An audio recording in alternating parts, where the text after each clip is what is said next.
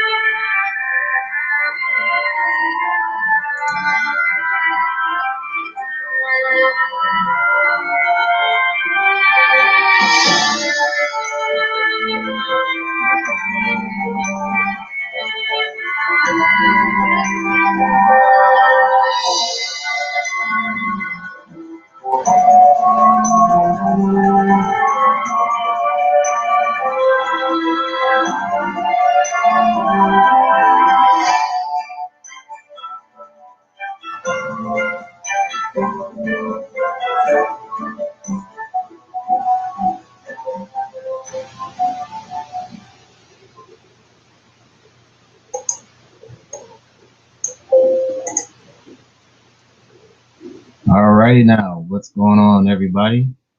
This is Bandit JJ, better known on YouTube as JJ Wilson in America. And we got the co-host here. Ash the man, what's going on, everybody? Welcome to Eternal Vintage Podcast, episode 35. 35, 35. That's a lot of episodes, dude. Yeah, just to know that we've been rocking out like this, man, it feels great, man. Like each and every week we able to come to you guys with the utmost, spirit, freshness that we can be able to do this. And we here to, kick our feet up and enjoy the show. Now, I'll be first to say it that the show Um, it's definitely going to be a majority anime side. We do have a few things to announce from the game stuff, so it ain't like we leaving gaming out there. It's just that like for the anime side, there has been some crazy things going on, some sad news, but we are here to talk about it. The Eternal Vintage podcast. Will not ignore it. We'll address it. Yeah, we have to apologize for starting off the stream on a somber note in America, And but let's brighten things up a bit with some gaming. So we're gonna let a few more people come in. We'll just talk about, I don't know, what's been going on this past week. Just been kind of on the work side of things. It's just been kind of dull. Had a little bit of stuff to do, but other than that, nothing too major for the bandits. Uh, what's going on Ash the Man side of things? well, on this remnant of despair, I actually returned to work this week, coming off of the COVID. I was out for a month because after the 2 weeks, I still show signs of having certain conditions with the COVID, and it's not all the way going away. I still have like some breathing issues, but other than that, I'm ready. I'm about it. But the only slight condition is that for some reason, my job apparently they approve the first 2 weeks. Of course, that's pretty mandatory for any company. The third week they didn't approve, but then the fourth week they did. So they want more documentation, which kind of like goes into like the whole HIPAA thing. So if they can't get certain information, which again is crossing the border of HIPAA, well, they may be paying me to stay at home, fellas. So it's either they want me to work or they want me to stay at home free. It's up to them. So we're gonna see how that rolls out. Ooh, that's a long time to be out of work for a month. Man, Yeah, but I was able to get back into it like I never left. So I heard that. well, but as far as as far as that though, I mean, we have been like trying to address a few things that's been going on. I don't really want to state like the issue that has been going on because I want to try to leave it as stress free as possible. Just remember, if you are mod in the chat, if somebody coming here starting some crap on some bull crap, we don't need to see that. You know what to do. Show them the boot. Azrael, you do it best. um, Be on task, mods in America. in America. But ultimately, as far as like gaming though, I've been playing a little bit more Godfall. I've been playing of course, I'm always be in the background playing Destiny 2.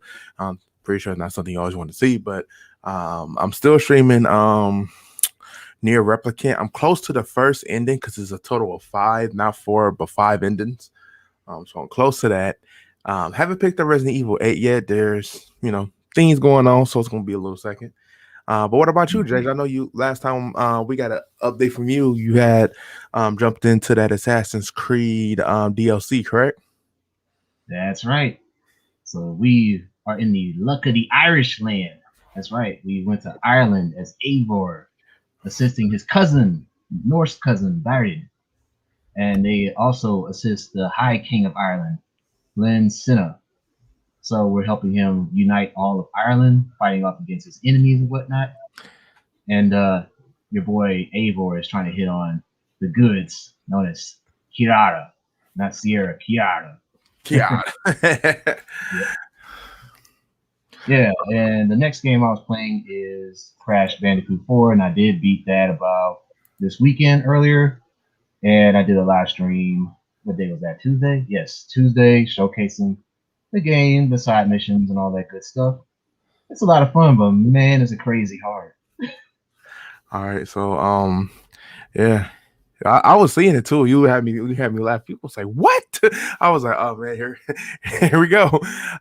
Super Sega Ultra. He said, "I beaten Resident Evil 8. I like it for what it was." Okay, I've been hearing different opinions about it. As we're saying, Deja was fighting werewolves and iron. Yeah, That's crazy. New buns alert! New buns alert! New buns yes, alert! yes. Sarah. She comes stacked, by the way. Mm, mm, man. And I think the same has been going for has been going for anime. Like, of course, we checking out Megalobox. Everybody who has been watching Megalobox love what they seeing. My hero, I think it's picking up a little bit more. Um, I checked out the first episode of Tokyo Ravagers, and yo, I like the concept of it, so I'm gonna definitely dive into it because it's actually pretty interesting. I'm mad that it's not getting enough buzz like it should be getting, but Mm. but yeah. And then as far as manga, it's this one manga that I actually been checking out because I seen that in one of my Facebook groups, they were saying it was supposed to be like a darker side to how One Piece is. Ooh. Let me see. I'm about to pull it up now. I had to go on my app because that's where I read most of my manga is on my phone because it's this one outsourced app which is called Magazone. You're able to keep your favorites and all that stuff. It keeps a good track of it. Um, but it's a real good app though. I really recommend it. Let me see. Where is it at? Where is it at? Let me see. It's called Sunset Rose. It only has about 18 chapters, but it's been going since March 11th of this year. And just to give you a brief description of about what it's about, it's a world rift, a giant land of water jet that divides the world in two 8 years ago. An epic battle punctured a hole through the rift, and strange creatures began to leak into the known world, making it so that only ones who venture out to sea are fools and pirates. And Wow. Cherry Blossom is one of those aspiring pirates set out to sea in order to find something important to him. Along the way, he crosses path with Sun, a mysterious boy who holds the World Rift here, an amulet said to be the key, transferring the World Rift and discovering the what lies beyond. Together, they set out into an uncharted sea, inviting any grand adventures that awaits them. And apparently, there's supposed to be a darker tone. I have yet to really see anything that dark, but the action seems interesting. Instead of the guy being a brawler, he's pretty much just like this like incredible archer. We could pretty much say he's like the pirate of Green Arrow or something. But What? but it, for No. so but for so far, what I read, it was actually interesting, and the rating that it gave it, the rating that it's sitting in right now so far is at a 4.5 out of 5. So I mean, majority of the people who's reading it love it. Wow, that's pretty dope, man. Yeah, do tell us more about that for real. As far as myself, I did check out Jiran the Snow, Princess of Snow and Blood, excuse me. And the last two episodes have been shocking, to say the least. I mean, this woman Yukimura cannot catch a break, man. Now that the little girl that she was looking after all this time, she died. Spoiler alert, gone. Damn. Flamingo. Yeah, by one of her coworkers, actually, one of the people that she was working with to do investigations for the Tokugawa Shogunate. This fool comes back around, and this is a chick, by the way, not a dude. She comes back around because she misses Yukimura so bad, she decides to kill two of the closest people to her since she left Tokyo. The science teacher that she was talking to a little bit low key, and then the girl. Right. I'm like, what? Man, the creators of the show are trolling this woman, man. Like, they towing her emotions, taking everything away from her. And last episode, she was trying to commit suicide, but then her other worker comes in, her boss, tells her not to do it. You need to keep living, that type of talk. She just couldn't take it no more, man. We don't know what's going to happen next. Interesting. Interesting. Yeah, yeah. Thanks, Azra, for pointing that out. Elena, her other coworker, we thought she died. Turns out she faked her own death, and she's still pregnant with the baby. So, what could happen next episode is that she'll give birth to that baby, and then she'll let Yukimura become the mom, so she can just keep on whoring and doing whatever. Oh man, I mean, just have to check this out. It sounds like really, really interesting.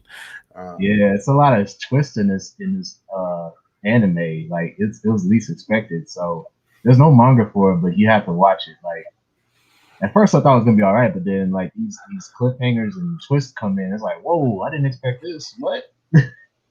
Right. Interesting. Man, yeah, Man, that is very, very interesting. Like with all this, like, and And actually, just to add on a little bit more to the manga, so they re-released the ending.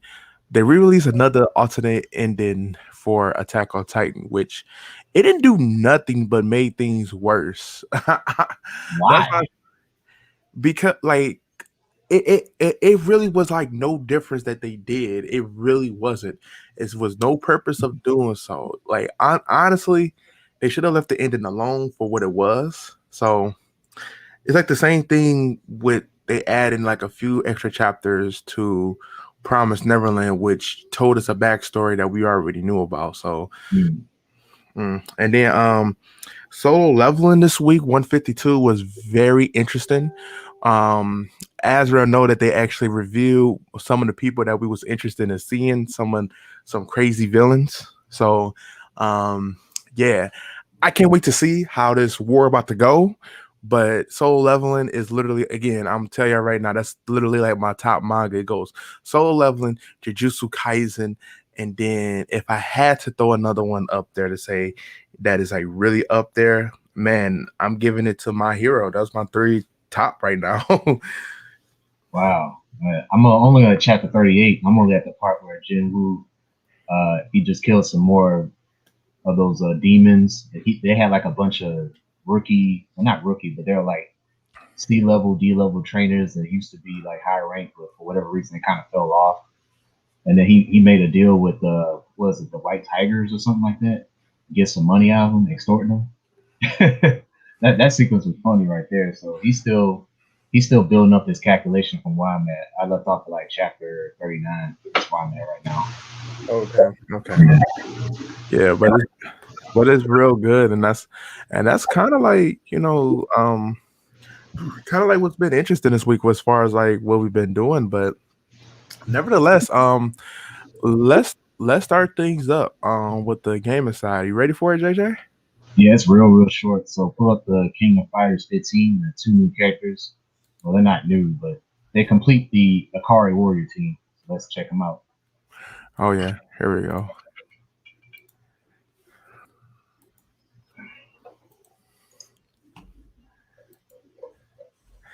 Oh, not that. That's reading something else. Um, okay.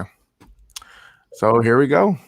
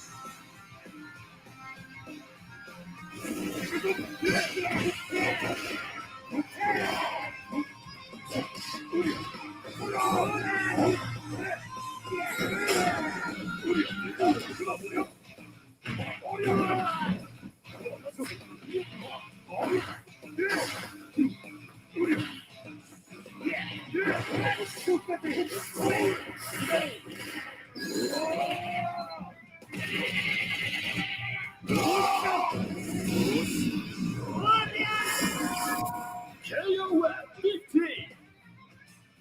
Shatter all expectations. All right, all right, all right. So that's the two additional characters. What y'all think? What y'all think? Yeah, that's the Akari Warriors, man. They're all back. They're ready to do some ground and pound on everybody in America. In America.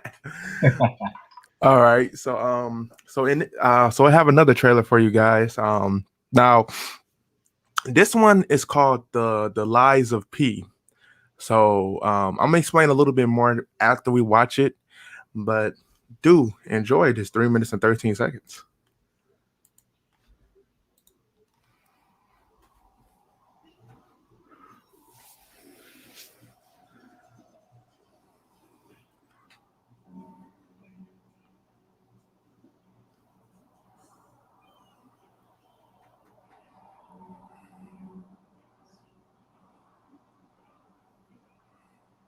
rat, lost and been to fortune by hand of craftsmen. Truly a beautiful city.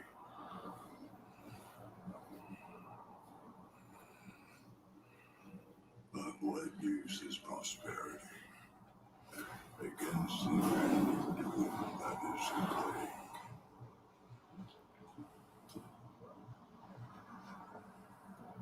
Whoa.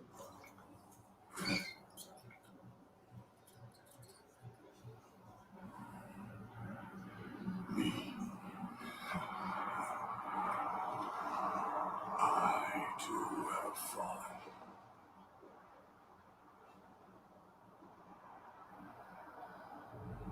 In this graveyard, I must find it. That is my fate.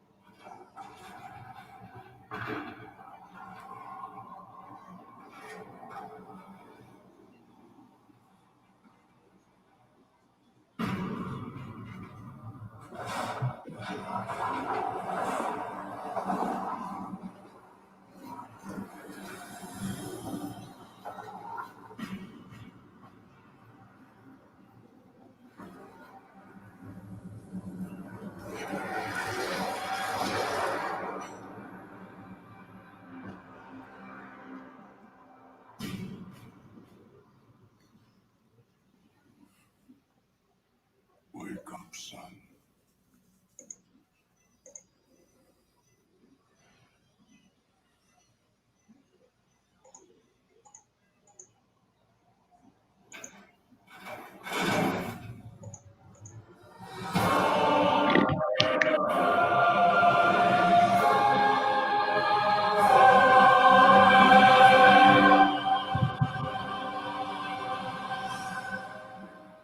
Your father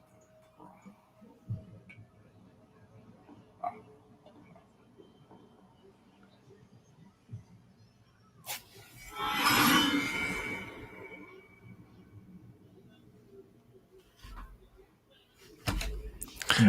All right. So Azra said it in the chat. But yeah, so this is supposed to be the life of Pinocchio, in which that's what the game is going to be inspired by. The game itself is going to be a Souls-based game. So I guess from taking it like this, you're gonna, I guess, have your standard Pinocchio. Maybe you get to customize it any way that you want to. But it's going to be a Souls-based game, and I guess it's set for 2023. So they probably still got a lot of things to do with the game, and forging a story. Maybe telling lies may help you, or telling the truth may set you on a different path. I'm just making observations here, people. I'm not saying this is what it is, but because we only got a trailer, but you got to take it as they say in the lies of Pinocchio. Pinocchio lied. What happened? His nose got bigger. If we keep on telling tales, when he finally told the truth and the truth set him free, he was a boy. So maybe we could get some concept into that, with the story of Pinocchio. Sounds very interesting. What you think about it, JJ? Has Pinocchio gone dark in England? Not in America. Yeah, that's definitely not America. I mean, shoot, who has rats coming out of their mouth like that? No American never lets that happen to them, dude. So yeah, Lies of Pinocchio, I guess, man, because Pinocchio's got a lot of explaining to do. uh so yeah, so if you guys thought that the trailer to this was very interesting because it's like a review of a new game, give a thumbs up in the chat. If you didn't like it, give it a thumbs down. That'll let us know, like, look, nobody cares about that shit. Or if you love that shit, take that shit, wear that shit. But let me know. Give a thumbs up if you like it. If not, give it a thumbs down in the chat. Or just say boo or yay, whatever. Nay, in America. All right. So so Guilty Gear Strive sets up his story with the latest trailer. So JJ, you was able to provide this? Yeah, so this should be a trailer later in that article, and it's going to highlight some of the things that are going to be in the game. And it's supposed to be a continuation of the last game, with Soul the bad guy. So the setting is supposed to be in America, of course. So we're going to see where this takes us. So yeah, let's play that trailer. All right, I'm gonna just go straight to the YouTube. So here we go. Yay. The Tome of Origin. As the name would imply, everything sprang forth from its pages. This book makes anything possible.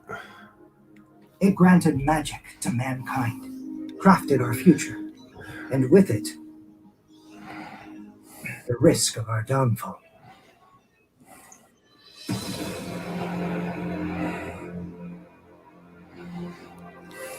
I heard the news. So the U.S. sent us a summons letter for Soul. That's right. The presence of the gear maker has done nothing to slow their plans to hold G4. Eno is on the move, and they're holding a party. It doesn't take a genius to see how this ends. Our second Santa's name is Eno. She's an internationally wanted criminal. Or how the gear maker might respond if the G4 summit's canceled. We were tasked with checking the security system for G4 and the architecture of the White House for any blind spots. If we open this and it's a mere jack-in-the-box, we can all laugh it off. Is that man somehow two different people? But now that I've done so, mind telling me why you're really here? My final adventure as a scientist. And so begins, at long last, my world peace experiment.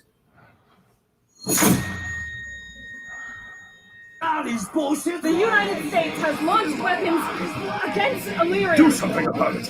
This is about to start another world war! What exactly is your wish? It would kill this world and build a new universe. That does indeed sound like the work of a god. This is bad, Chief. For too long, I've chosen to avert my eyes. But if there are two things I truly need to erase from history, they are the Tome of Origin and Soul. And I'll settle things with him in due time. Even if it's one I only just discovered. Let's settle things between us right now.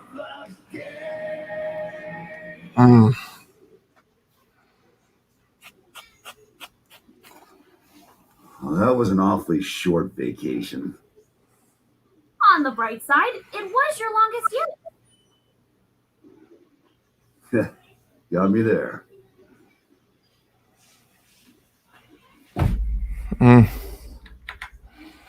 Ooh. That's the end of the trailer. Yeah, it's coming out in June. A new Guilty Gear Strive. So, yeah. Wow, you got see what they do. you got the mixed colors. That's interesting. Oh, they mixed the colors. Yeah, they sure did. Damn. Interesting. So yeah, so like Guilty Gear definitely have a lot of games following it. I think for the most part, it always has been enjoyable, but that it took a little break when it was like issues with like other companies trying to buy it out. So they released Blaze Blue, which Blaze Blue was awesome. Still play it to this day. Yeah, I can't wait. It looked interesting. I'm mad I didn't get part of that beta, but I'm definitely going to be looking forward to this. Nice. All right. Well, that's the last of the game articles. Might be. Well, we got one more, which is the Demon Slayer game. So they add Rengoku as a playable character, and he is the Fire Pillar. It should have been expected though, since they came out with the movie, that he was going to be a playable character. And for people who haven't seen the movie, I say watch it. It's incredible. It's incredible. Like it doesn't have them numbers just because people just trying to swear to anime fans. No, this movie is the shit. Like for real. So this game will be released for PlayStation 4, PlayStation 5, Xbox One, Series X, and S, and Steam this year. The game will also feature a story mode to allow fans to relive the story of the first television anime. The first television anime. Okay. A battle mode will let players play as different characters. Other confirmed players, Tanjiro, Zuko, Zetsu, they got a roster for it to be a first game. And I mean, and that doesn't even cover a lot of characters, because with the pillars, with the 12 moonlight with the 12 moon demons who's supposed to be top generals, yeah, you have still a ton of characters that incorporates with them. They may even add old characters who was previously announced in the manga and anime that they probably haven't seen, but you're going to see in this game. That's what Naruto did.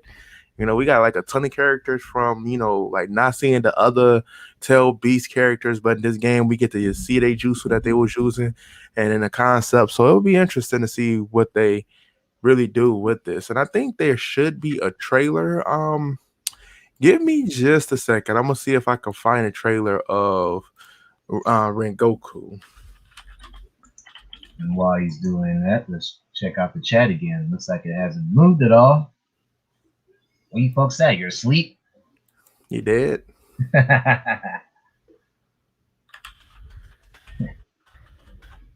While you guys sleep, I guess I should just get my shuffle ready for the next card battle.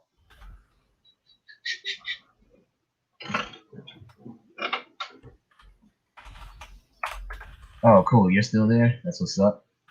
As real.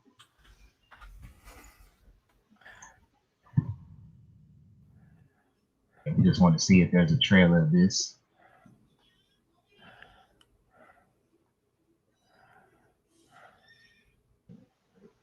Let's see. Yeah, it looks like he's there. Yeah, at least I see a minute gameplay and I see a 5-minute video.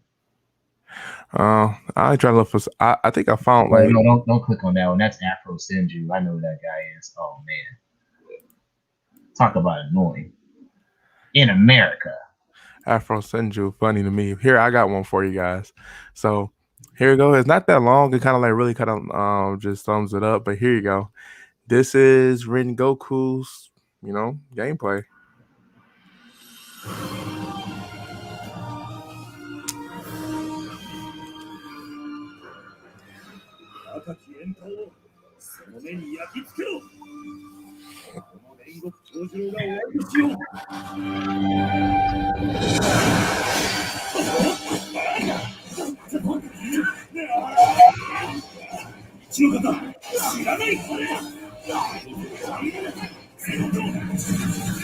Holy shit. Oh man, Tomioka's getting killed.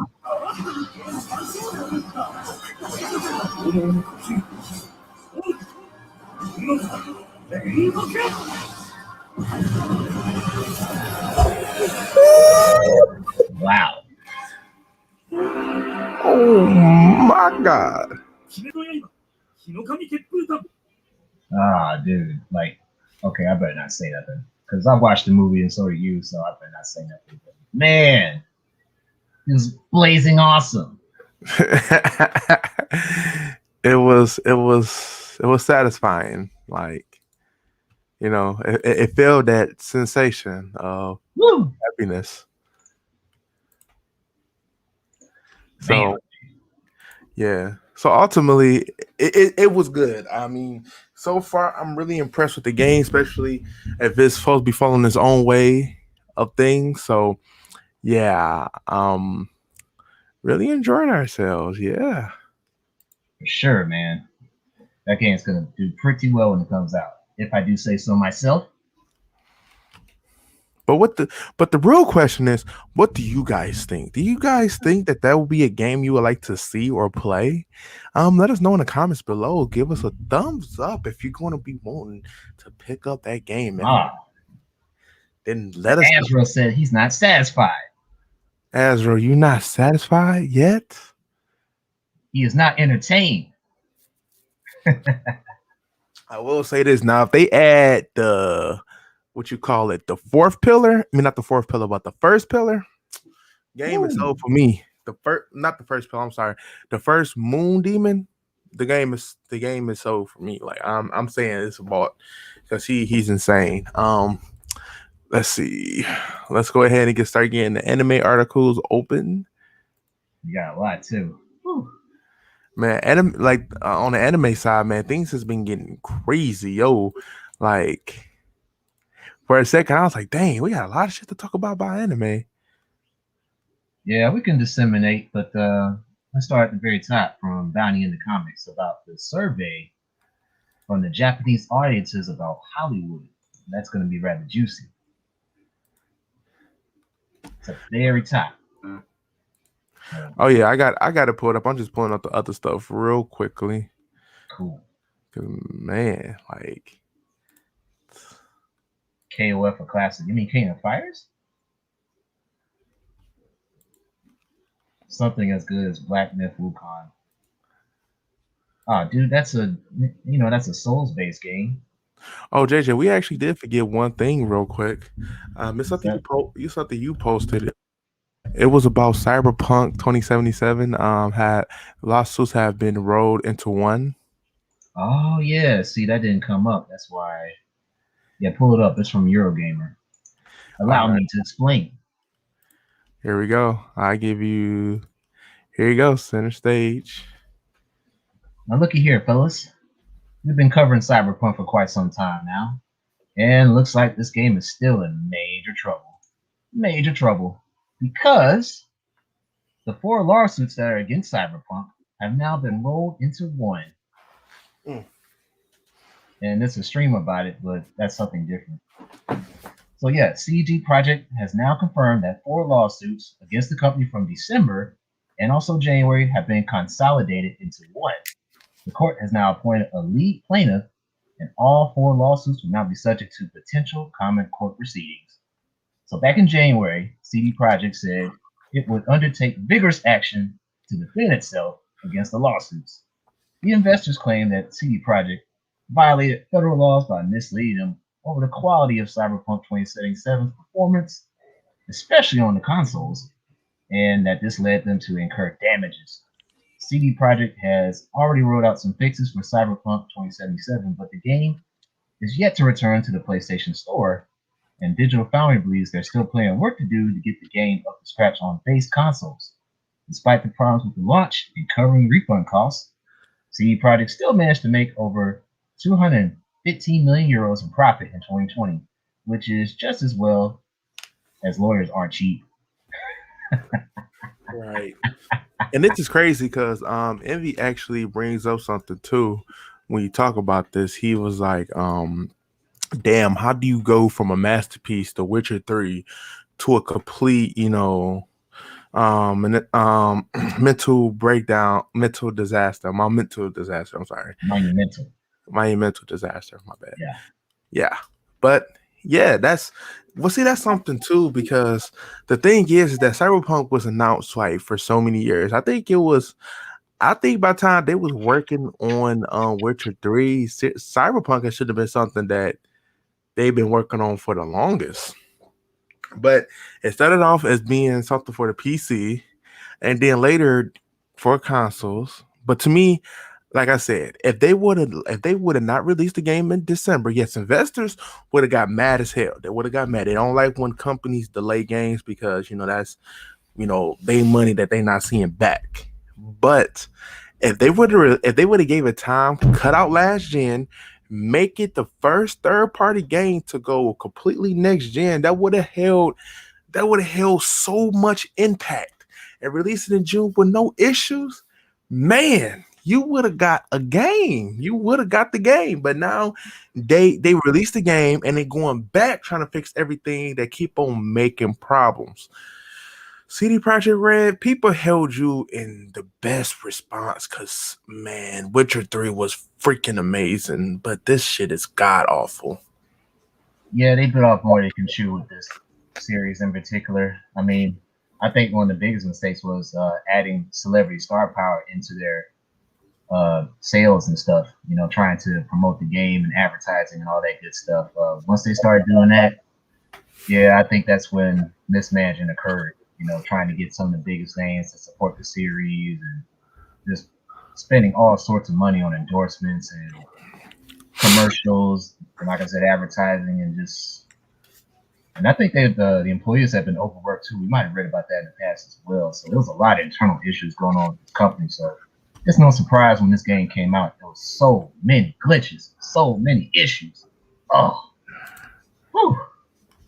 Right. So much shit has been going on with this game. Like, it's not even funny. So, let me see. I'm almost finished with getting all this pulled up because, again, it's a lot of anime stuff, in which something going to be quick, but it's like I said, it's been a real impact, and I'm not saying like as far as like content wise. I'm just saying that like the world of anime it like as time goes on, we understand changes. So, and it's kind of crazy. So, Yeah, it's a bunch of comments on here, but for time's sake, we'll probably have to move on. Some of them are pretty intense, but that could take like another 10 minutes to go over. So why don't we cross over to the anime side of things and pull up this poll from Bounty in the Comics, shall we? oh yeah, I got that pulled up right now. So, let the show begin. Well, it already began, but so so look, so JJ was able to provide this, and it's a very interesting article. New survey shows Japanese audience want Hollywood to stay away from anime. Praise Jesus. Hallelujah. Like See, the Japanese populace are not stupid. They see what the trash that they're watching. So let's read on. The results from a recent survey conducted amongst Japanese audiences has revealed that a significant number of respondents want Hollywood to stop adapting anime and manga for the silver screens. Look at this. Look at this face. This is all you need to know, man. And if y'all seen the Death Note on Netflix, man, if y'all was like me, bro, I wanted to burn my eyes with bleach and acid. Like I wanted, like, you know how in cartoons when like they look at something. Thanks, James. Appreciate the thumbs up, bro. Um, when they look at something, the eyes just like melts and you just see like the eye socket. That's what I wanted to happen. Like, what the fuck is this shit? What what the fuck is this shit? Now, so, Yeah, let me keep go going. ahead. Yeah, go ahead, JJ. So, conducted by the Japanese video streaming guide One Screen, the survey asked 1,000 men and women from their teenage years to 60-year-old years all over the country one simple question: what anime manga would you like to see live action in Hollywood in the future? So, half of the people surveyed, a number total of 456, they answered zero, nada, zilch. Get it out of here. Like last year. So think about it And like this. check out the Ghost in the Shell picture, which also came out in 2017. You know who played Makoto Kusanagi, and that got very controversial because she wasn't Asian enough to fill that role since she had a Japanese name. But we never knew the actual racial identity of Makoto Kusanagi. So that got really crazy. I remember that too. Really, really crazy. And this next picture, oh boy, I've never seen this one. Yeah. That's wild. And then they got Avengers Yeah. Age of Ultron. I don't know why they got that. I think that's different. That might be like a different one. Let's pull it down here. Yeah. If you keep going, it has the results. So they also asked like other animes to come out. Well, what was that? Oh no, that was my phone. Go ahead and continue. I'm just about to answer the phone. Okay, so guys, check out here this list if you can see it. So in first place, nobody wanted any movies adapted, no animes, mangas adapted whatsoever. But the second place was Kimetsu no Yaiba, also known as Demon Slayer. That got 60 votes. Third place was Attack on Titan. Fourth place was Jujutsu Kaisen. Fifth place was Naruto. Sixth place was Detective Conan. Seventh place was Slam Dunk, JoJo's Bizarre Adventure, and My Hero Academia.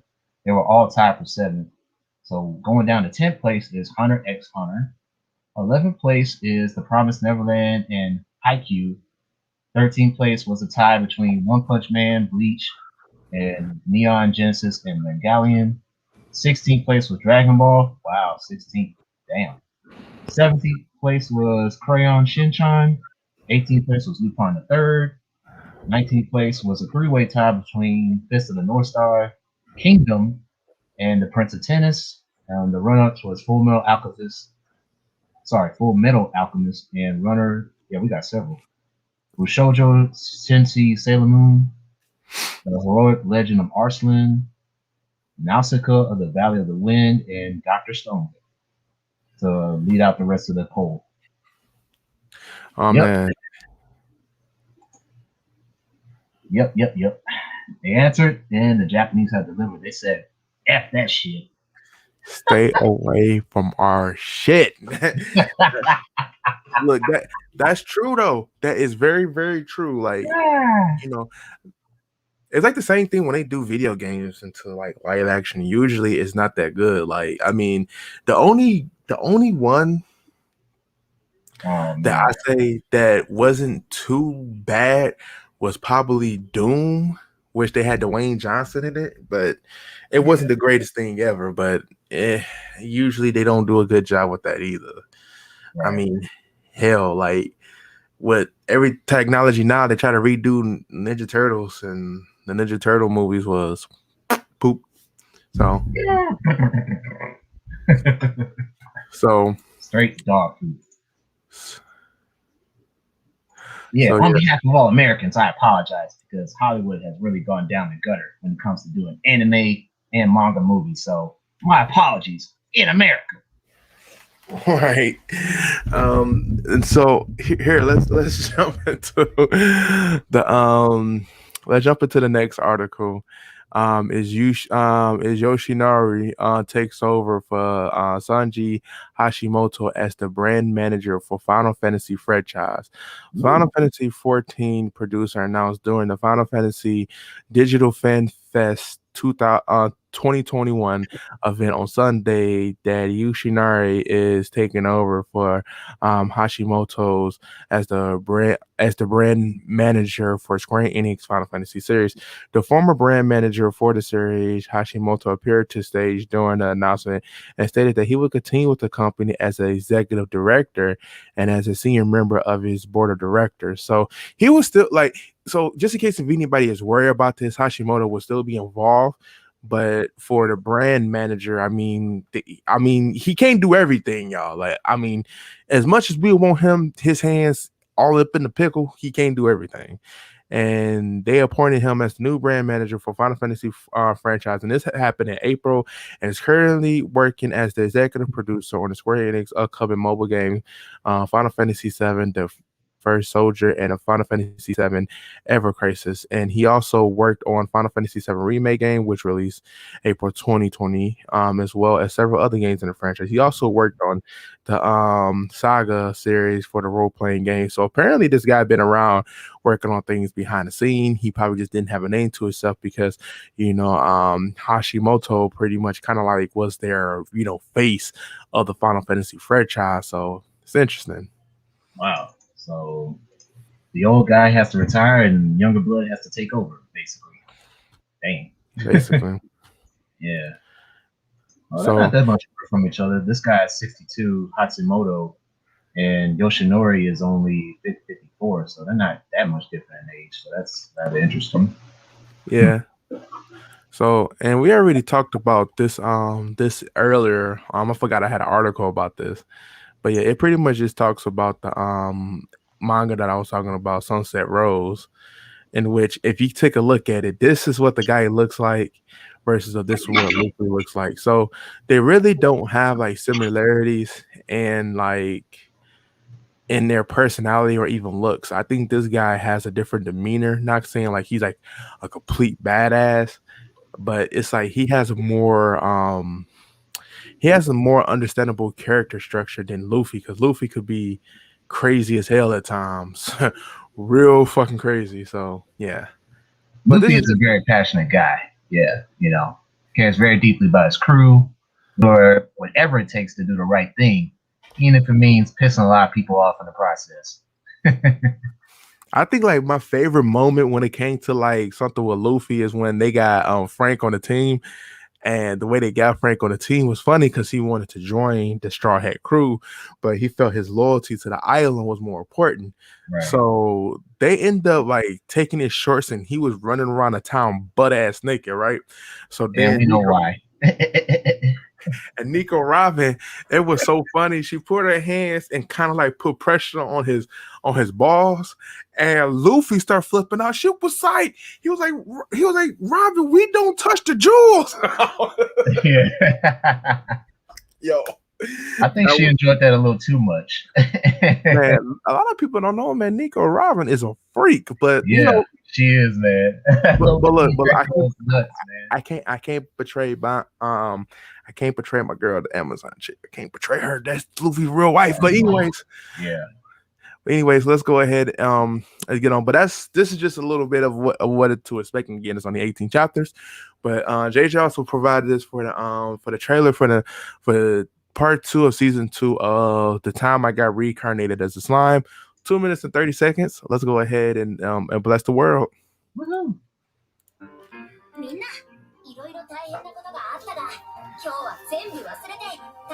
Wait a minute, a spirit drinking?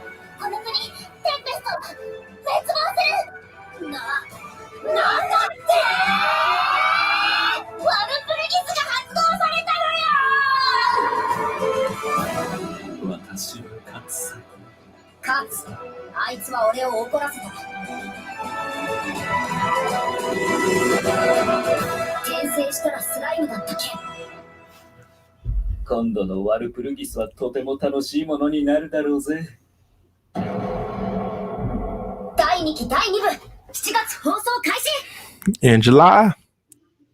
Look at all those channels. Good grief. Yeah. So, like VGL said, the first part of this was like boring, and I kind of like stopped paying attention to it after a while because like it was just so dry. Like, but the second half seemed like it's going to be lit. I'm gonna go in there with the utmost positivity, but you know, wow, maybe, but maybe. It comes out in July. I mean, anybody who's a big fan of Reincarnated that's a Slime, it comes back. I'm saying it because it's kind of like one of the big titles. So just be due to expect some things, and I hope everything is up to your expectations. So now we're about to go into the next article, which is former Mappa animator describes working conditions as like a factory. So freelance animator Michio, is that how I said it? Mushio.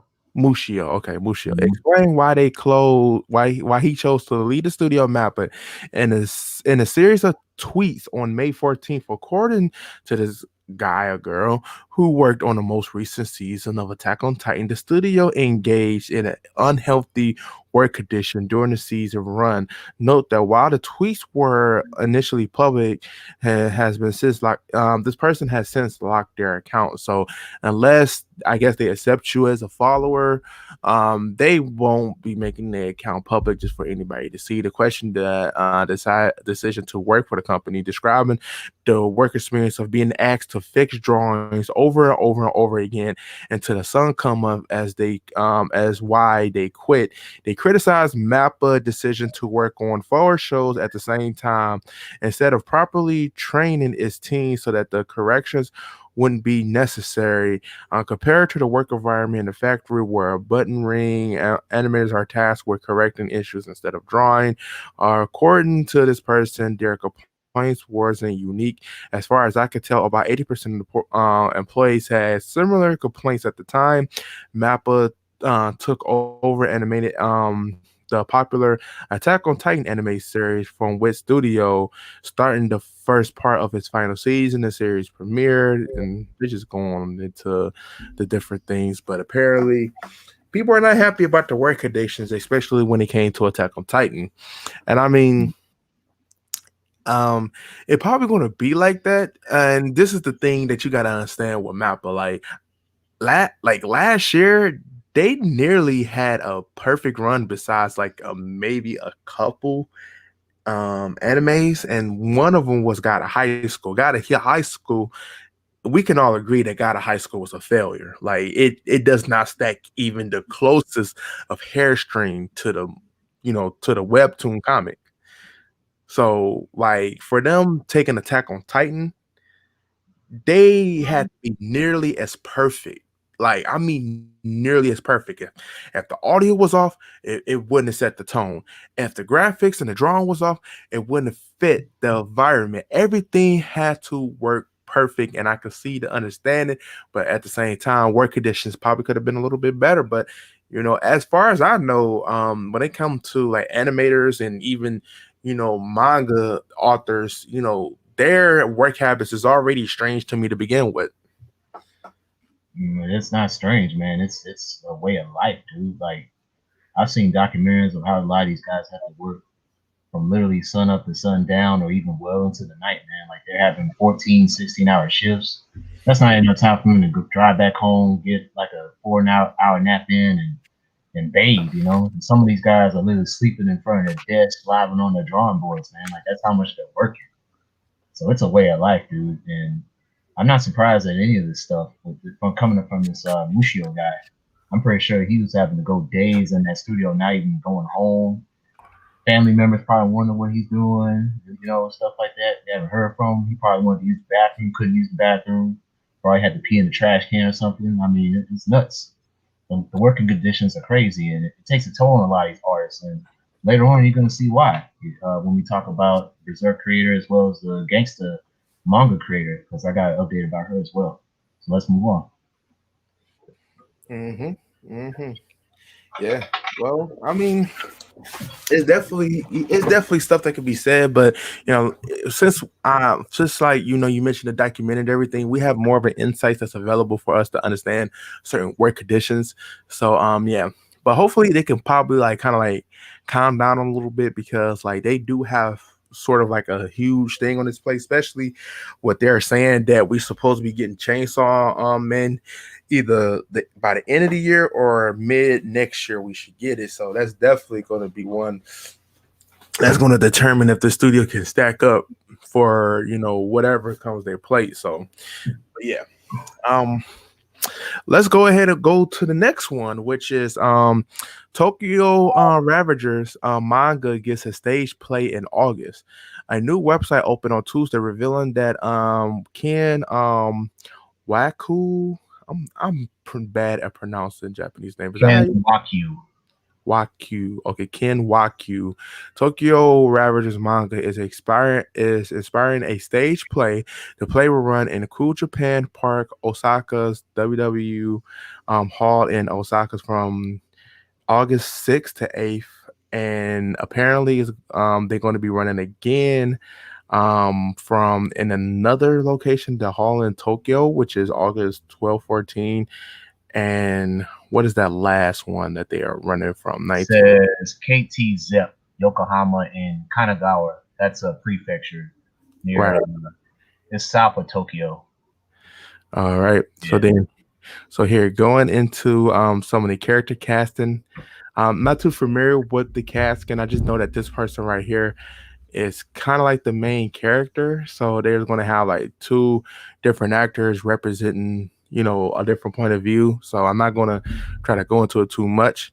But reason that like having this article in here is because like Tokyo Ravager, when this anime came out, and again, to me, it's kind of like one of the big underdogs right now. It's because like, man, this thing is getting a lot of success. Like the manga had the profits of the manga increased about 600%. They're getting a stage play, and I hear great things about the anime, and that's good. Like, I mean, I watched the first episode and I liked it. I thought the visuals was really, really good. So I'm kind of interested to keep on going with this. So yeah, if you haven't already, I recommend it. And then after I finish out the season, I already got the manga saved. So as soon as the season end, I'm jumping right into that manga. Wow, like I'm reading the plot and it's like, whoa, seriously? So homie gets to relive his past just so he can hook up with his crush to keep her from getting killed. Basically, is that the gist of what I'm getting here? Yeah, that's the gist of it. So Wow. It's like this is like Tenchi Muyo almost, but except it's gang banging style, you know?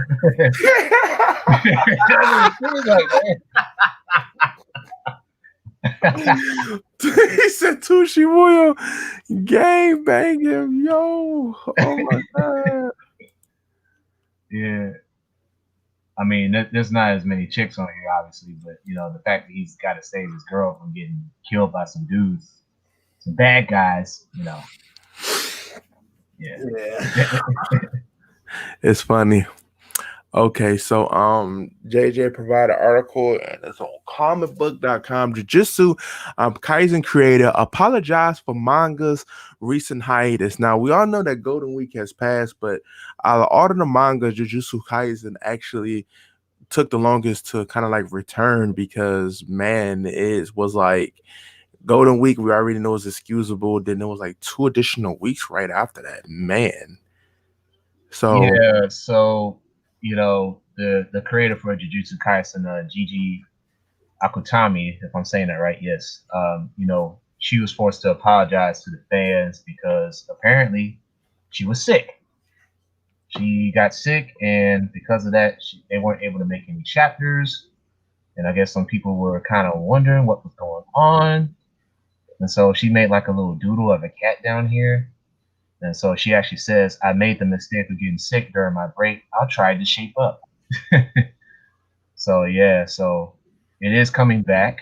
I don't know exactly when it comes back because I haven't really followed the manga, but we just thought we'd throw that out there just to let people know that, that's the reason why it was on hiatus for a bit moment. And it kind of reminded me of another story that we'll touch on in a little bit about another author that I finally got a hold of about her health status. So we'll get to that momentarily. Yep. Are you talking about Soul 11? Didn't we talk about that earlier? yeah, we did. So okay, interesting. So with the main title being what is that? Yeah, that's the story. Yeah, let me go ahead and do this too before we get to the main event of the evening. So I was able to find this at the last minute. So for those that don't know, I've been making one of my favorite mangas that I've ever read was by a creator called Kosuke. This is a female who created the manga series Gangsta. So if you look on my channel, JJ Wilson, I made all the reviews on Gangsta from like the first chapter, which was like the longest video I've ever done for a manga, to the latest chapter, which is up to 56. And that was way back last year. And I did a review for it back in January. And let's see. The title is called "Gangsta Manga Creator Diagnosed with Autoimmune Disease." That's the latest gangsta news update that I did back then about her health condition. And so, looking from, let me pull it up right quick. Looking on the article from Anime News Network, it turns out I finally found out exactly what her condition is, and I thought she had this, but now it's for sure this is what she has. So, Kosuke, ladies and gentlemen, she is suffering from SLE, also known as lupus, and that is an autoimmune disease which attacks organs. It attacks its own body, so it's pretty nasty. So let's read in details of what she has to say, because this is also on her Twitter.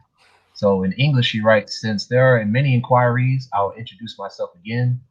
I'm a manga artist. I have systemic lupus erythematosus. Due to complications, I lost one eye, so she's partially blind.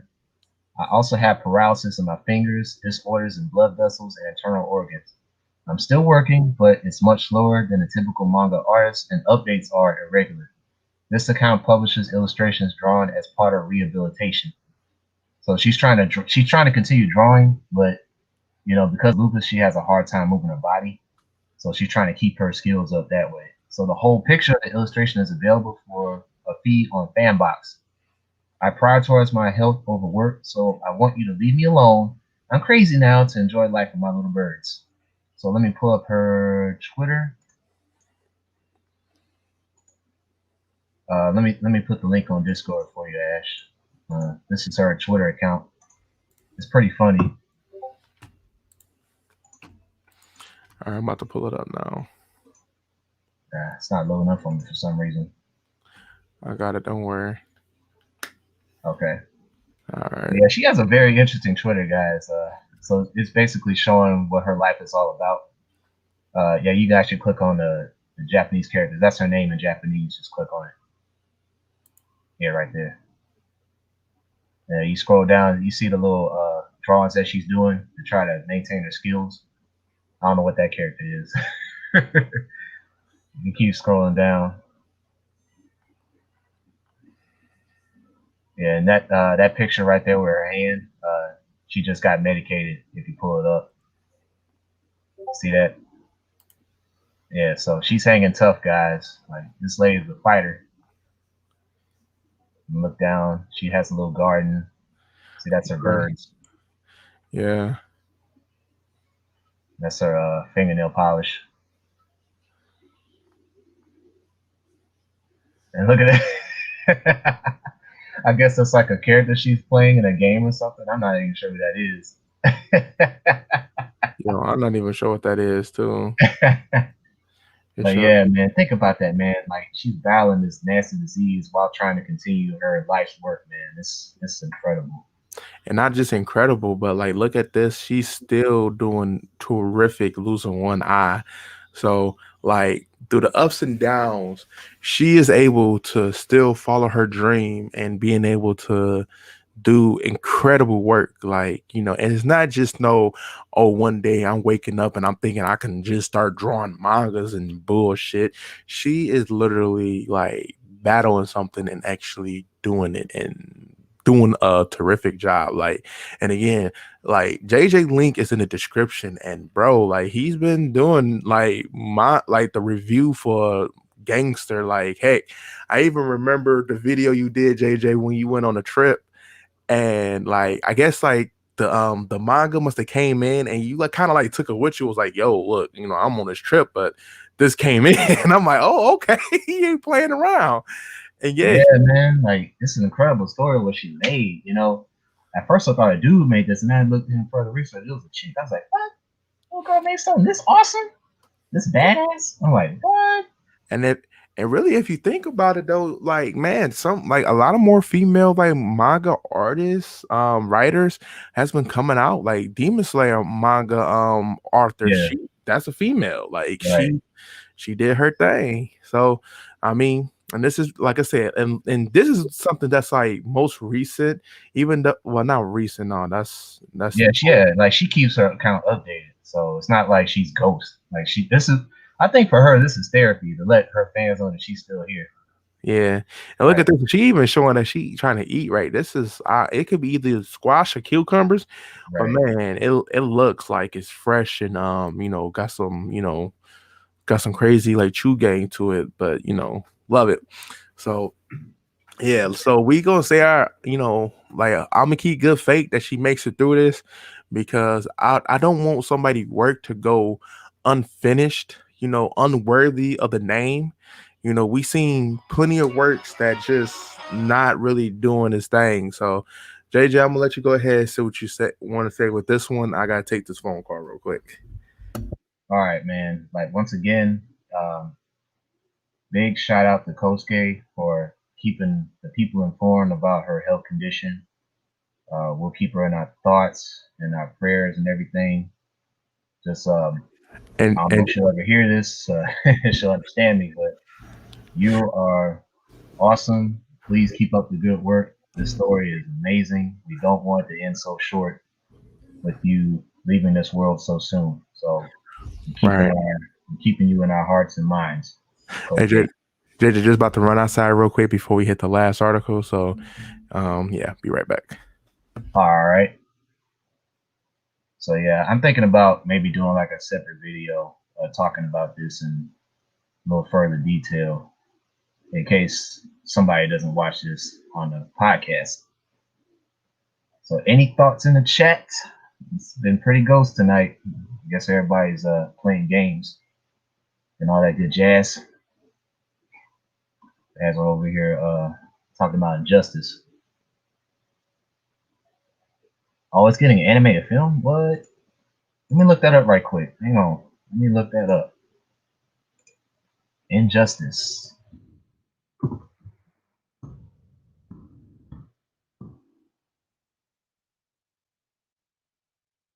Yeah, you're right. DC Comics announces Injustice Gods Among Us animated film. Hopefully it's good. They always got to give us with the DC updates of Batman versus Superman and all that good jazz.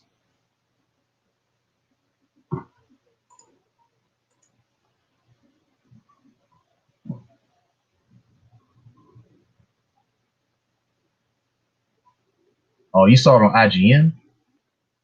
Yeah, I saw it on Google. I looked at Hype Beast. Okay, this is the one on IGN. Unfortunately, I don't have control of the screen, so I can't change screens. Let's see. Let's check out. Once it becomes clear no power on Earth can overthrow a tyrannical Superman, Batman turns to the Justice League of another Earth for aid. So wait, this is time travel?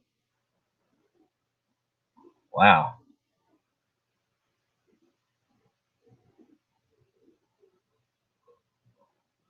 That's crazy.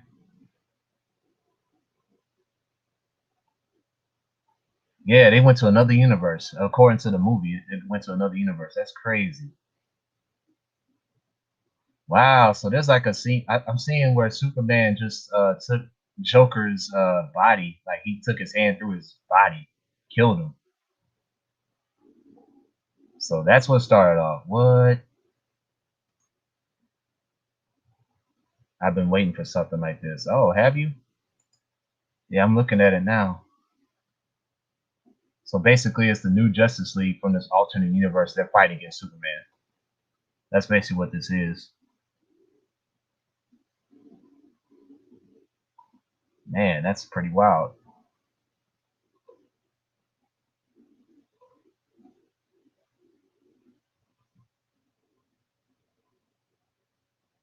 Oh, they made a poll. What do you want to see from the Injustice animated movie? Did you do this poll, Azrael? It's like at the very bottom on the IGN article. Yeah, it looks like they did a poll. It said an adaptation, a prequel about Superman killing Joker, sequel to Injustice 2, a standalone spinoff of the games. I don't know what should I pick.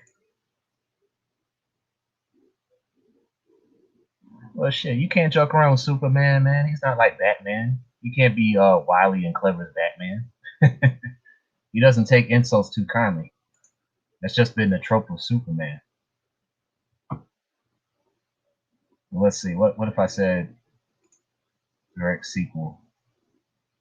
Okay, most people voted an adaptation of the first game. 22% said Superman killing Joker or prequel, and sequel 18%, standalone 11%. So people want an adaptation of the first game for the animated movie. Damn, that's crazy. Oh, you didn't want that? You want the prequel, didn't you? You didn't pick any? Why not? You talking about you want to see the movie? You didn't pick setting? You should have picked something.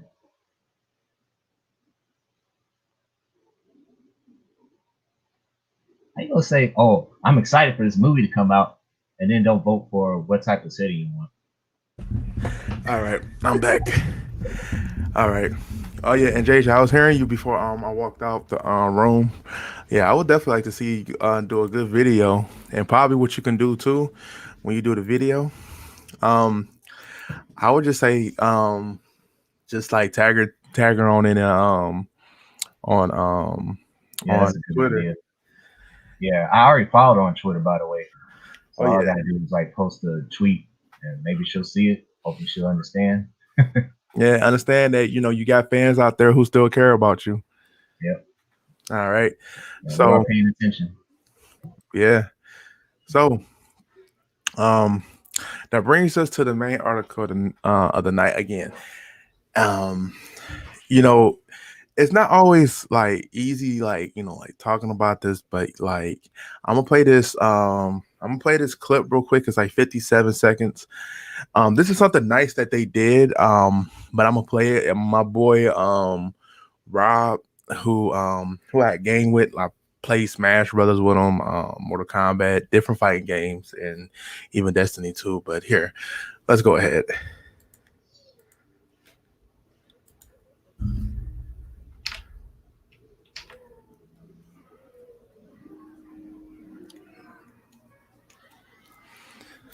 Y'all see it, right?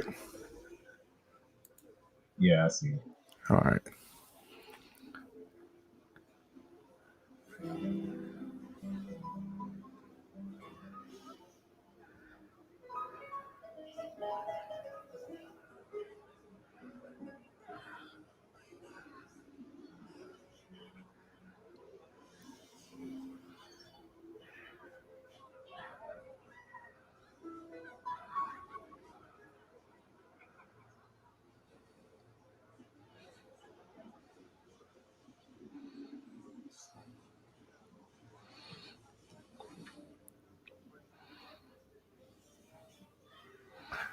Okay.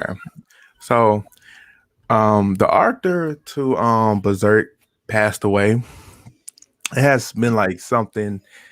I forgot to talk about this, but I'll bring this up a little bit because not really too many people know this person, but I bring it up a little bit. But but yeah, Kentaro pretty much passed away. The author to Berserk. I'm not even sure if Berserk was finished. Was it JJ? I thought it was finished. Okay. Wait, no, actually, it says 1989 to present, so it's not finished. Right. Wow. See, and that's something that the reason why I showed that first, because in Final Fantasy 14, I don't play the game, but I thought it was just like very interesting to see that that in the game that that they did a whole dedication to him. Like that's what you see, like all those different like squads like make that line because it wasn't a dedication to one of their favorite authors. And Berserk, a lot of people loved it. I mean, personally, me, I wasn't really big into the series, but for the manga anime culture, and for somebody who's been around so long, who did work that gave people something to read, and maybe this could have been the bridge that got them into reading manga and watching anime to begin with. This is, you could consider this to be one of the OGs. Like, yeah. I mean, when you talk about OGs, and I mean, when I say this, like, you got Fist of the North Star, you got Ronin Warriors, you got the first Gundam series, you got Berserk, you got Ninja Scroll. I mean, yo, like animes like that really did, pay the way for a lot of these animes and today, even some of the big names in the 90s. Because Dragon, like a lot of people, first anime that they watch is always Dragon Ball Z. Dragon Ball Z is not the founder of Dragon Ball Z, was only inspired by animes that I have recently mentioned. Before you got instant transmission, you had Kenshiro telling people you already dead, or even going to the Fist of the Blue Sky, where his father told you that he'd been dead for a minute already, and I don't even know why I'm talking to you. So, Damn.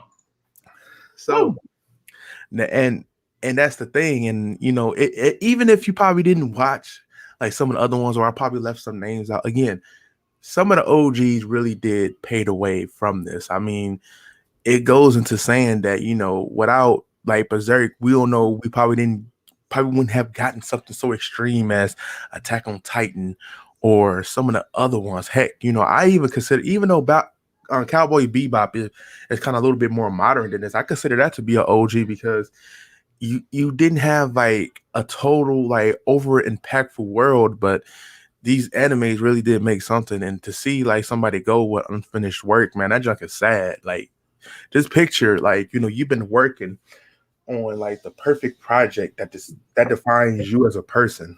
Like, and when I mean defines you as a person, it's like life's work. And then you just leave the world the next day. Like, we don't know if this person is in heaven regretting it, but like, I do believe, I'm not saying that I'm like totally religious or anything like that, because I don't have a religion I follow, but I believe in a higher power.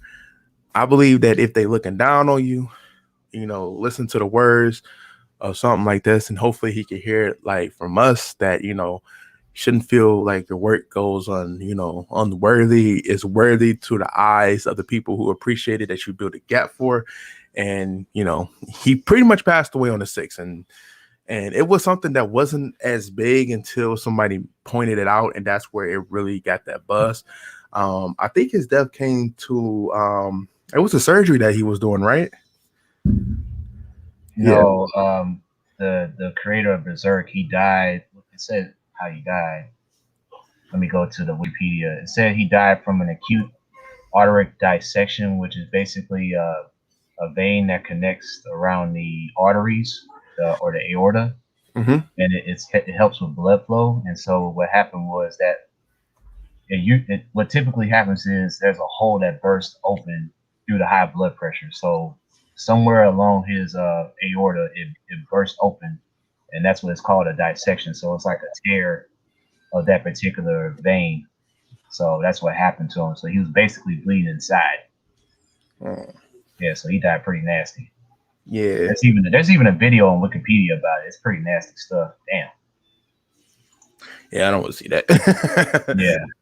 Nah. But yeah, this guy Kentaro, he's been in the game for many years, and he started doing manga as young as 10 years old, guys. So he's been in it ever since he was a kid. So, and then even here it says when he was 18, he worked as an assistant to George Morikawa. He's the maker of Hajime no Ippo, which is one of the better sports mangas of all time, and that sold millions of copies too. So yeah, this guy, he bounced around in a bunch of little companies before Berserk finally broke ground in 1989, and it's been doing him numbers ever since. So 50 million copies sold. So it's like in the top 50 of all time in manga sales. That's pretty special right there, very special. So it's very unfortunate to hear him die, and he was only 54 years old at that, so he wasn't even old really. That's crazy. Yeah. So yeah, maybe send like a 30-second, condolence vigil or moment of silence for Mr. Muria Kentaro.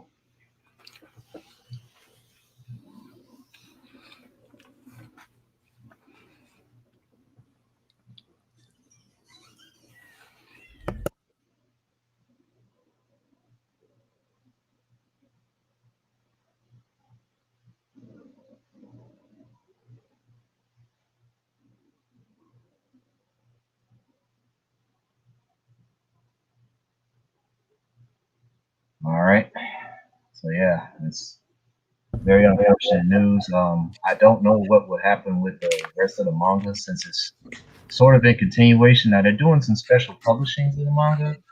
If I go to, let me go back to that article that I went about the manga. It had something about his manga releases. Let me go down right quick. So there's a deluxe volume edition that's been republished since 2019. The last one was volume 7, which started in March 10th, and that's for volumes 19 and 21. And so the first volume came out in 2019, so there's 7 of them out right now. The next one is August 3rd, 2021, volume 8, or number 8.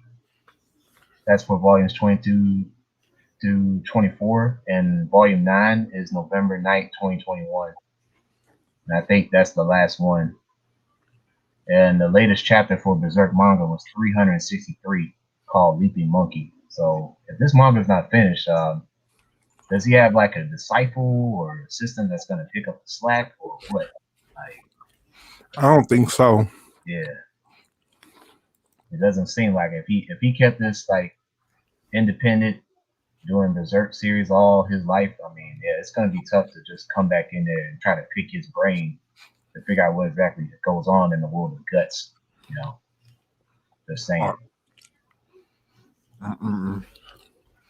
Well, again, R.I.P.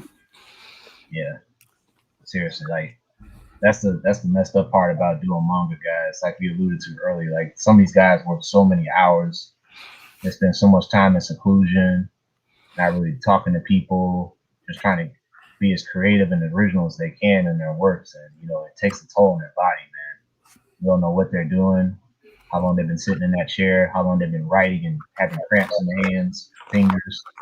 Yep. To the point where it just gives them all these health complications without them even understanding what they're doing, you know. So when you get into this anime manga life, it is a grind. It is nothing to play with, man. It's a lifestyle.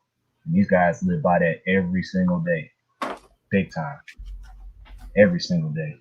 Right. So Yeah. for you guys trying to aspire to be manga artists and anime creators, developers, whatnot, just understand, man, like people have their limits and they gotta have their breaks. And if you don't let them do that, then you're gonna lose them. And you're gonna lose them very unexpected. I mean, one day you think they're okay, next thing you know, you call them, they don't answer. That's not a good sign, you know. You don't know what happens. Nobody knows what happens. So just got to keep that in mind. And hopefully, you know, these people that are over these companies, they need to understand, like, they got to come up with some better ways to give some of these drawers, these illustrators relief, man. Because to hear that they're working, like, in factory-like conditions is not good at all, in my opinion. Still not good, even in 2021. So a lot needs to be talked about there. A lot. Yeah, it's crazy. It's real crazy. Like, you know, again, like the person who did High School of the Dead, work that would never go finish. Like it's terrible. Like to me, I think that's something that they really take to heart. And that's probably why you get like a lot of manga authors who will finish this series a lot sooner than what you think because they're afraid of that. That's a thing, like life work. Like just think about, and I mean I hate to put this in perspective, but just think about if One Piece, like if that author just, you know, wind up getting real sick and man, it's crazy. He's not that much old. He's not that much younger than this guy. Because Oda is what, 50 years old. Let me see how. No, he's 47. I think Ichiro Oda. He's 47. Right, and he turns around and just kick the bucket. Man, that is deep, yo. Like I don't know. Like he's got the best-selling manga of all time. 480 million copies. He's like the goat of this shit right now. right. That's the same thing like with Naruto. Like, you know, Naruto had what, 700 chapters?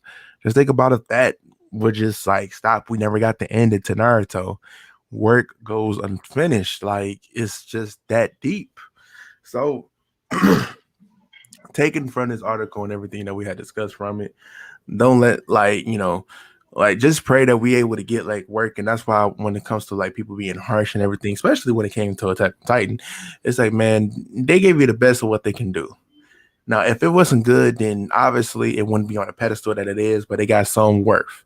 Again, I'm not a big fan of Berserk. I'm being honest with you now. I'm not a big fan of it, but I do respect when the artists have put the time into it, especially for someone at his caliber and his age. He was able to do something at the age of 10 and was still able to make something out of it. So if that's not good, then I don't know what to tell you.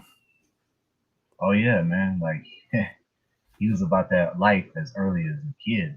That's saying things, major things. Right. So when you just put it all in perspective, I mean, yeah, he's definitely one of the OGs in the anime world for sure. When it comes to dedication, when it comes to the innovation of animes and mangas in general, like you got to give him his respect, even if he wasn't into that particular world. Like Ash, I didn't really get into Berserk myself. Me personally, I got more into mangas like later in the mid 2000s. Like I started just watching none of the animes anyway because I grew up in that Toonami era. That's how I first figured out about it. And even before Toonami, I was watching Dragon Ball, Ronin Warriors, like on local channels. So that's how I found out about anime back then in the 90s. So I mean, just going back looking at the mangas I've seen, like it really started out with the original Dragon Balls, and a little bit of Rurouni Kenshin. Didn't buy them at the time, but by the time I got my hands on Gangsta, man, I just got hooked. Right. Everybody has that one thing that's going to set them over. And Azra just said something funny, like, man, can they finish Dragon Ball? Like, it don't seem like it. Man, it was supposed to be finished with GT, but we want to redo it. Now we're going to call Super, and they're going to have different color hairs, like they ate Skittles or something. So, and Azra, the recent chapter came out, and Goku is currently battling the new strongest person in the universe called Granola. He's still trying to prove to be the strongest. There's always these other guys who's coming out of nowhere. They get stronger every time. It's crazy. I can tell you right now, Azra, Yu-Gi-Oh ain't going nowhere. Like it's one of the popular trading card games. The TV show obviously gets watched, so it's not going to go nowhere. That's like saying if Pokemon go in, they ain't ending no Pokemon. Like, oh no, look at this. Like Yu-Gi-Oh. Yeah, Yu-Gi-Oh is definitely not going to end anytime soon. Unfortunately. But yeah, I think that kind of like sum up the articles or whatever. Oh yeah. Yeah. We did a good job, Brian Throne. Man, it's been a lot. Like like the anime world could be very it got its great points, but it has its dark side at times. And this is one of them. There's definitely a dark side. It's a lot more to it that we probably don't even know right now, man. We don't know what's behind those closed doors that's taking off so many people, putting people over the edge and everything. So I couldn't imagine. I really couldn't. I have to go into that world deep down just to know. Woo. Yeah. We have to, as fans, we have to appreciate the work for what it is. Even if some of the works don't make a lot of sense and people wonder why they even bother with this in the first place. So still gotta respect the grind that a lot of animes put in. Even if they themselves don't like the work, at the end of the day they still gotta eat. No, I talked about that Azrael, but he had to step out for a minute. But I think he did hear us. What about Injustice? Injustice, the movie, animated film. Yeah. What? It's a DC movie? Yeah. They're trying to do like an animated film. They had like a poll at the end of the IGN article saying what fans wanted to see based on this animated film. They kind of want an adaptation of the game. The first Injustice, so that's kind of what they were talking about. Like it was a poll basically, and then they even alluded to a scene where Superman actually accidentally killed Joker, which was kind of crazy. I'm like, dang, you went to the extreme. Well, I think in the Injustice universe, he actually killed Lois Lane, Joker. So when he killed Lois Lane, Batman wanted to put him on trial, while Superman came and killed him. and then yeah, it was crazy because like the Joker really like he stepped out of the way, and Batman tried to give him the same talk he gave himself. Was like, is that what we stoop it down to? Is killing villains, and that really divided up the world because certain people that you consider to be like a villain was allies of Superman now. Wow. Like Black Adam, he became an ally. I think when Green Arrow rebelled against him, he kept the original Green Arrow. So That's yeah, nuts, man. That is wow. Whoa. like you had what is it? Damian Wayne, he actually killed Tim Drake and Dick Grayson. So he kept the other two Robins because he felt as if there was more Bruce Wayne sons, and he sided with Superman. Of course, Wonder Woman is because we already know Wonder Woman is like his side piece. Yeah. Aquaman eventually did in Injustice 2. Who else? Cyborg sided with Superman because since it's like he still got his humanity, but it's like Cyborg looked at things on a logic tick. Like, okay, if these guys is going to keep on getting out and killing, then what's the point of keeping them alive? Which technically that is true, but that's what makes us heroes because we always have a chance to stop them. Do better. That's nuts, man. Like if they went to that route, it'd be some serious controversy stuff going on in there, boy. Man, you'd be surprised. Like some of the comics and stuff that goes on. Like, for instance, like when they focus on a Lantern Corps, like the different Lantern Corps. Like, I didn't know that it was like anything outside of green, yellow, and red. But there's pink, there's orange, there's blue. Like seriously, like they end up having to combine like all of them to make the White Lantern Corps because the Black Lantern Corps was kind of OP as fuck. Like they get some OP powers to where it's like once you get cut with it, you become a slave to them. Like, and the motherfuckers had every fucking hero like Superman, Batman, all of them became a slave to the Black Lantern Corp, and to where they had to combine all of the other rings and actually agreed for them to do so because each ring has a different way of like exporting their powers. Of course, with the green, being the protectors. You had blue, who was order, pink was love, and I forgot what the hell was orange. Orange was weird. Yellow, some type of chaos. I think red dealt with anger. Yeah, so they had to get all of them on the same boat. And yeah, you got the White Lantern Corps, which is just a freaking divinity that could pretty much destroy anything. So, oh wow, that's crazy. Yeah, and it's not just only a DC thing. Like Marvel has some real dark stuff too. That's why it's like when I see Carnage and Venom, is they actually going to give us the actual Carnage who was going around killing and raping people, or are we going to get a letdown Carnage? I'm just saying. The taste of the rainbow, huh, Israel?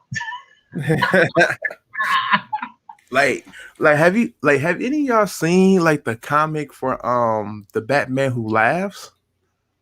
Uh-oh.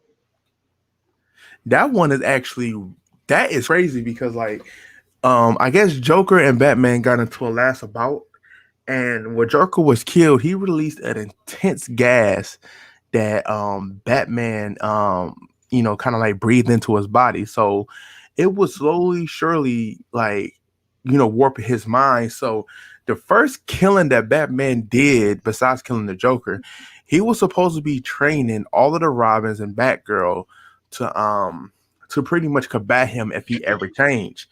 And the training was so intense they got exhausted. So right after that, he pulled up his drone robots and had them shot to death.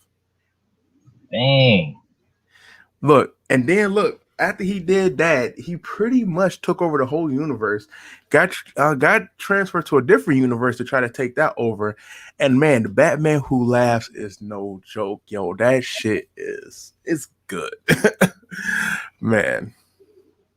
Have I seen Superboy Prime?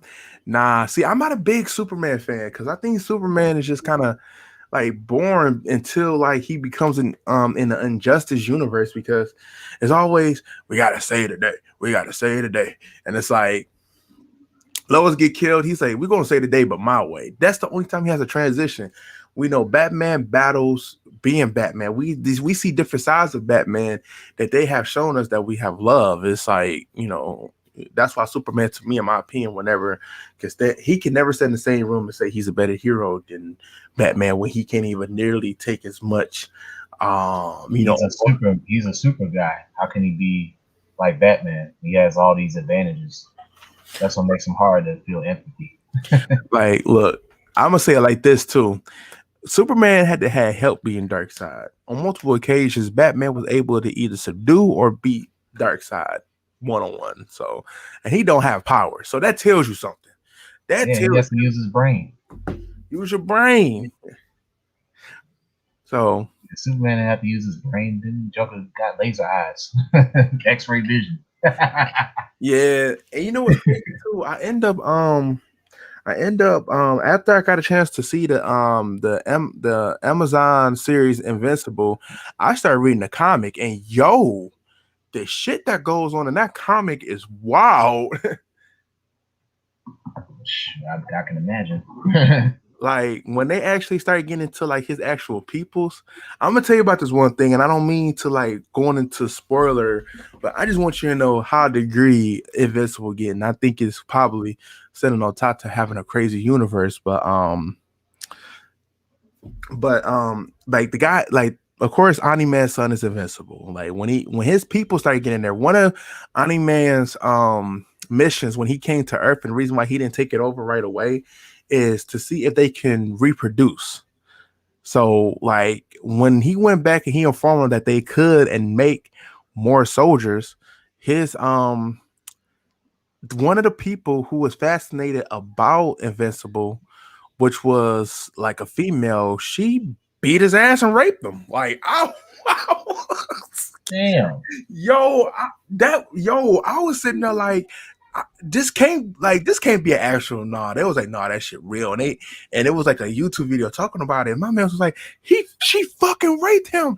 I was like, nah, man, no. Last row. Yo, I was not here, bro. Like, yo, she beat his ass. She like probably said, "Prepare thy anus." She was like, "You will give it to me. I'm going to take it." So they started fighting. She bit his ass, took off her clothes, and literally jumped right on top. And I was like, see, at the same time, even though that this is kind of fucked up, it's kind of hot. Damn, you would have thought chicks would be so aggressive. It was hilarious. I was like, yo, like, and I couldn't even like read like that far into it because that universe get crazy as fuck. Yo, I like it because of that. I like it. Like Invincible, like the show itself had problems. And I mean, like, as far as like the weird dialogue, at times it just felt like, certain fights, Invincible really didn't stand out. And I understand he's learning, but if you're supposed to be like these type of people, I mean, I don't want to talk too much about it because apparently. But again, when it comes to these comics, it's pretty good. I just be trying to figure out what the fuck do I have time to really read all this shit, but I just do it. Yeah, apparently so. I've been cut up on the comic side of things, but seeing all this crazy stuff happening, like, man, I must be missing out on some intense SHIT. Yeah, like to be very surprising, like I still got some of the comics my dad gave because he gave me his original like the Death of Superman when Doomsday beat his ass. I still got that comic. That still it's even one that I got that is like kind of hard to come by, but people really don't care too much about it. It's the one where Darkseid versus Galactus, so it was a Marvel and a DC kind of like crossover comic. Pretty interesting. Very fascinating. Ink and Black Ash. Oh man. But yeah. But yeah. So JJ, next week next week episode 36 is gonna be on yours. Yes, indeed.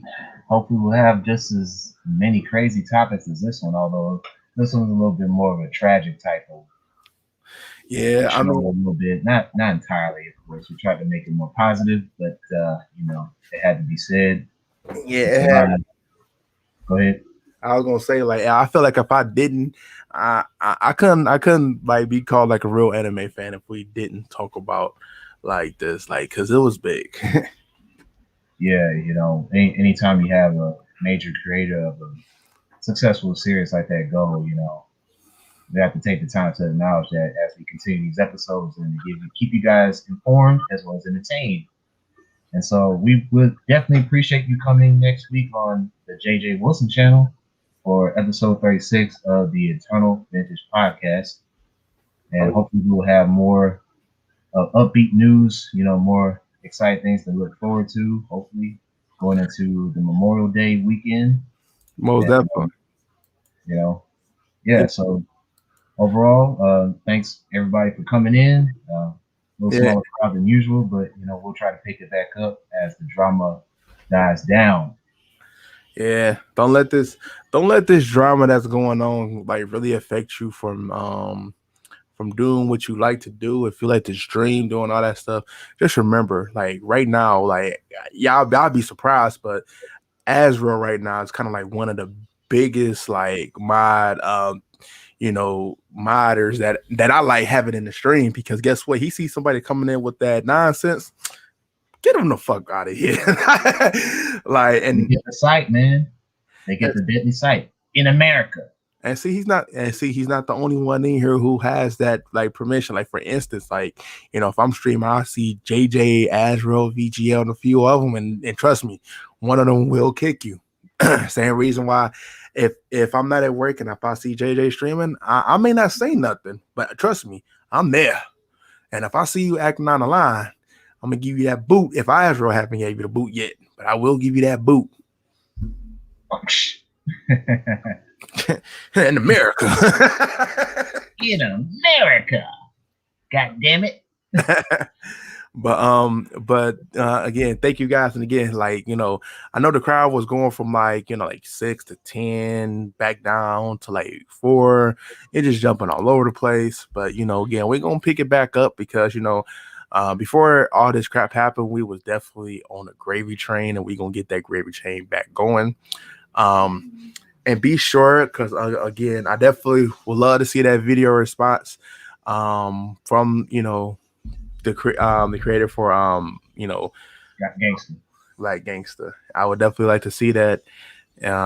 Maybe she can give out like a special tweet out for you for doing so. That would be amazing. If that happens, I'm gonna retweet that. I'm like, this is how you know that when you got a positive anime community, this is what you do. I would love to see that.